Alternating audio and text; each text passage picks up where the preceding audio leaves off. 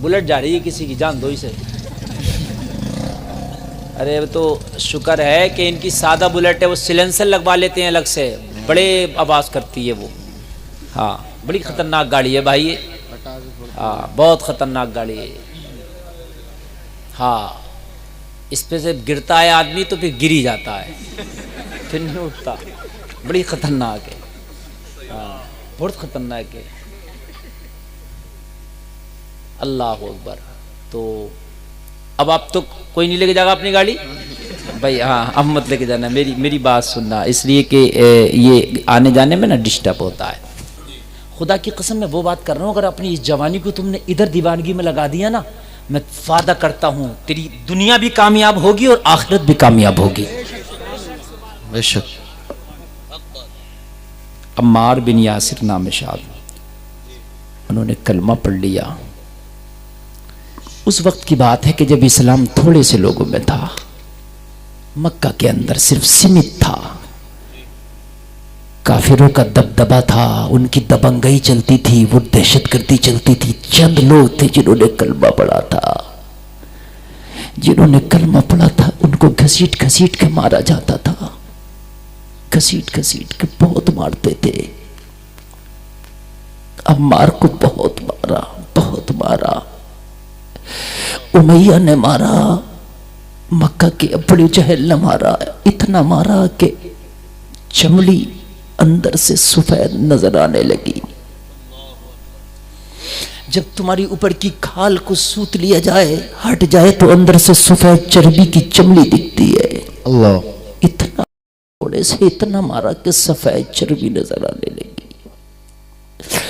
जमीन पे पड़ा था ये नबी का गुलाम, हक हक के कलमे ज़बान से निकल रहे थे,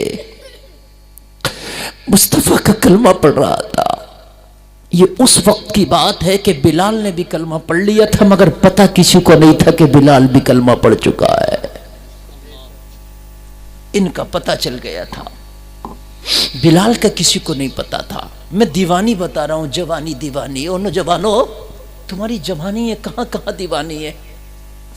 दुनिया के बाजारों में तुम्हारी जवानियां दीवानी नजर आती है, लहवो लही में तुम्हारी जवानियां दीवानी नजर आती है, हराम कामों के लिए तुम्हारी जवानियां दीवानी नजर आती है, नाच गानों के लिए तुम्हारी जवानियां दीवानी नजर आती है। खुदा की कसम लानत है इन जवानियों पर जो अल्लाह उसके रसूल की मोहब्बत की दीवानी ना हो सके। लानत है उस तेरी ताकत पर, उस तेरे शबाब पर, जो तेरा शबाब मदीने वाले का दीवाना ना हो सका। जब मारते मारते उमैया थक गया, सफेद चर्बी नजर आने लगी। अबू जहल मारते मारते थक गया। मारते मारते मक्का के काफिर जब थक गए, बिलाल खड़ा था, उमैया का गुलाम था बिलाल, लेकिन कलमा पढ़ चुका था। यह बात उमैया को भी खबर नहीं थी कि बिलाल ने भी कलमा पढ़ लिया। जब सब थक गए, लेकिन इन जालिमों का जुल्म न थका। बिलाल खड़ा खड़ा तमाशा देख रहा था। अल्लाह अल्लाह। उमैया करीब आके बिलाल के हाथ में कोड़ा दे के बोला, बिलाल तू भी मार। अल्लाह। उसे पता नहीं था कि बिलाल ने भी कलमा पढ़ लिया है। वो तो सोच रहा था बिलाल मेरा गुलाम है, मेरे कहने पे मारेगा। मालूम है क्या हुआ था उस टाइम? अम्मार को पता था कि बिलाल ने भी कलमा पढ़ लिया है, उसे पता था। जब बिलाल के हाथ में कोड़ा दिया ना, तो अम्मार ने इशारा करके कहा, बिलाल मैं तो पिट ही रहा हूं, दो चार कोड़े तू भी मार ले, तेरा राज दबा रहेगा। बात समझ रहे हैं आप, नहीं समझ रहे हैं आप?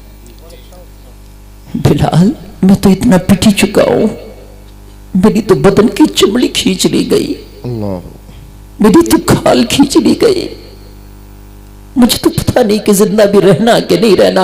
बिलाल दो चार कोड़ा तू भी मार ले, कम से कम तू तो बच जाएगा। अल्लाह। तूने अगर ढील की बिलाल तो जो हाल मेरा हुआ है वो हाल तेरा भी होगा।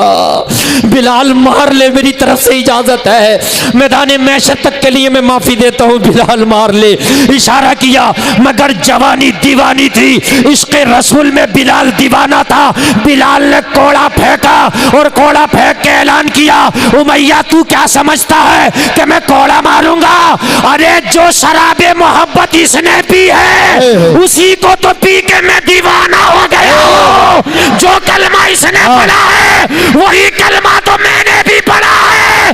बिलाल कह रहा था, ओ भैया कान खोल के सुन ले, वो कोई और होगा जो अपना ईमान दे देगा, नबी का चाहने वाला नबी पे जान दे देगा।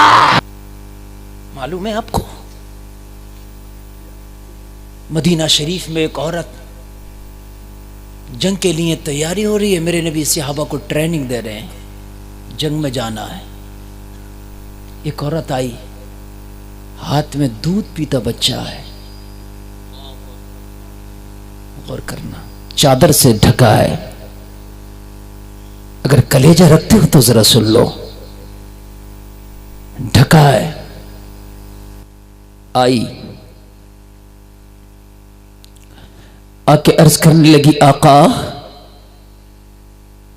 कुछ कहना चाहती हूं। नबी ने फरमाया फौजी कैंप है, फौजी ट्रेनिंग हो रही है, सहाबा को जंग की तैयारियां करा रहा हूं। खातून तेरा क्या काम है?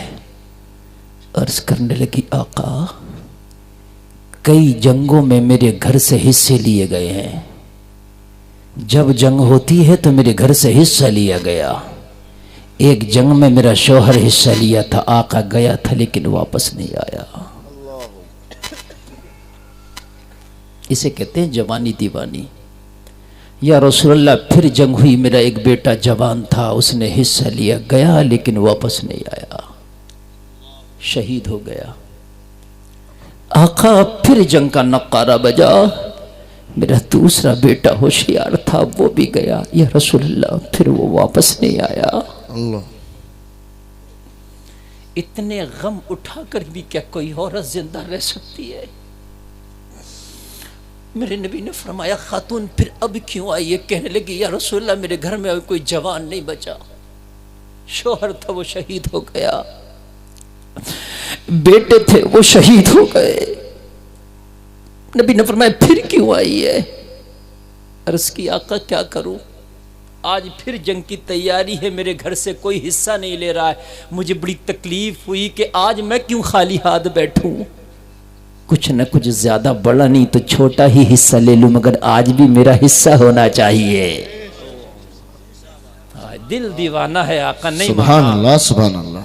या रसूल अल्लाह आज भी मेरा दिल नहीं माना, अगर बड़ा नहीं तो छोटा सही मगर हिस्सा होना चाहिए। नबी ने फरमाया क्या हिस्सा लेकर आई है? अर्ज किया, आका शौहर शहीद है, जवान बेटे शहीद है, एक मेरी जिंदगी की आखिरी कली, मेरा आखिरी चमन, मेरा आखिरी चमन का फूल, ये मेरा दूध पीता बेटा है जो मेरी गोद में है, मेरी जिंदगी की आखिरी कमाई है, इसे जंग में अपने साथ ले जाओ।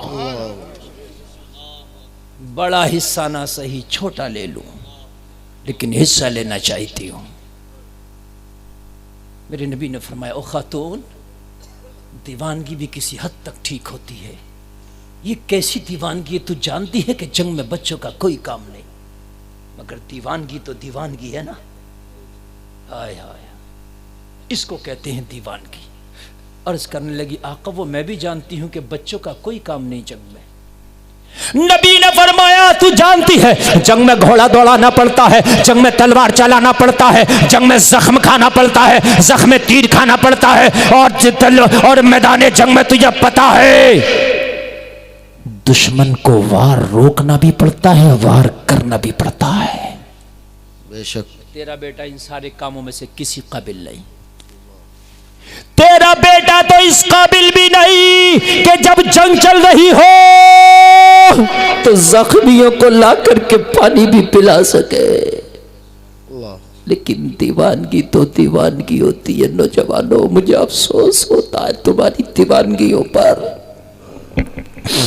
तुम्हारे हाथों पे टैटू बने, तुम टैटू के दीवाने होकर रह गए। अरे अजीब है, अरे कितनी सस्ती हो गई है तुम्हारी दीवानगी, कितनी सस्ती हो गई है। एक कोई फैशन आया कपड़े का और तुमने वो अपना लिए, कितनी सस्ती तेरी दीवानगी हो गई। नौजवान तू इतना सस्ता नहीं था कि बाजारू कपड़े पे तेरी दीवानगी बिक जाती, बाजारू टैटू पे तेरी दीवानगी बिक जाती, बाजारू और बॉलीवुड की बालों की कटिंग पे तेरी दीवानगी बिक गई।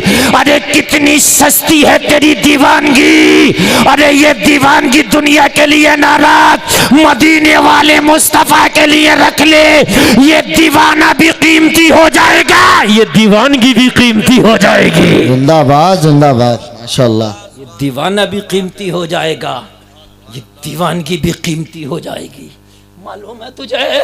कहने लगी या रसूल अल्लाह, मैं जानती हूँ मेरा बेटा तलवार नहीं चला सकता, मैं जानती हूँ मेरा बेटा घोड़ा नहीं दौड़ा सकता, मैं जानती हूँ मेरा बेटा जख्म नहीं खा सकता, मैं जानती हूँ या रसूल अल्लाह मेरा बेटा किसी जख्मी को ला करके एक चुल्लू पानी नहीं पिला सकता। मेरे नबी ने फरमाया खातून फिर क्यों लेकर के आई है इस शीरखार बच्चे को? अर्ज करने लगी या रसूल अल्लाह, आज भी मैं हिस्सा लेना चाहती हूँ मगर हिस्सा लेने के लिए जवान शोहर नहीं रहा, मेरी कोई जवान बेटा नहीं रहा, मगर मेरा दिल नहीं माना, दीवानगी ने बैठने नहीं दिया। तो या रसूल अल्लाह इस जिंदगी की आखिरी कमाई को ले आई हूं, मेरे आका मैदाने जंग में मेरे बच्चे को शामिल कर लिया जाए। जब जंग चल रही हो ऐसे आलम में अगर किसी सिहाबी की ढाल टूट जाए तो ढाल के जगह मेरे लाल को ले लिया जाए ताकि मेरा लाल कट जाए, सिहाबी की जान बच जाए। अल्लाह, जिंदाबाद जिंदाबाद।